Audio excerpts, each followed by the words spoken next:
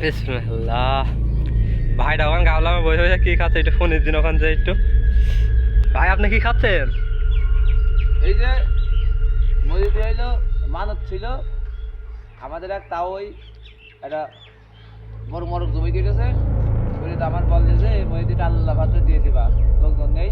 তা আমি এই সব দিক থেকে খুব পারদর্শী। আল্লাহ ভাত কীভাবে দিতে হয় কায়দা কবার সব জানি আমি। মানে লোক যদি এখানে 1000 লোক হয়, একটু ভাত হয় তা আমি দেওয়ার কায়দা কৌশল আমি রাখি। মানে এমনভাবে দেবো যেন খাজানদার যেন খাইতে পারি। আমি সেই খাজানদার নাই যে অনেকে একটা হাজারি করবেন, আমি এমন একটা খাজানদার যে নিজে খাওয়ার জন্য রাইট করে যে কায়দা হলো অন্যরকম অন্য মানুষের মতন। যে অনেক জায়গায় দেখবেন যে খাজানদার আছে লাস্টে মাসে দিয়ে দিত খাজানদারেরা রাখে না। তা আমি সেরকম খাজানদার নাই যে আমি এত কষ্ট করছি তাকি থেকে এইটা তাকি ভাত দিচ্ছে গই দিচ্ছে আর লাস্ট আমি খাইতে পারবো না, তা তো হবে না।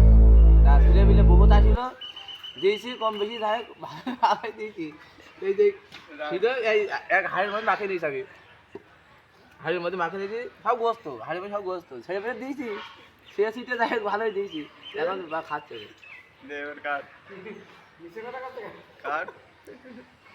গালে দাও দিয়ে বলো সেই স্বাদ। দেশি মুরগির গোশ, হ্যাঁ মুরগি বলতে মরক দেশি মরকের গোশ।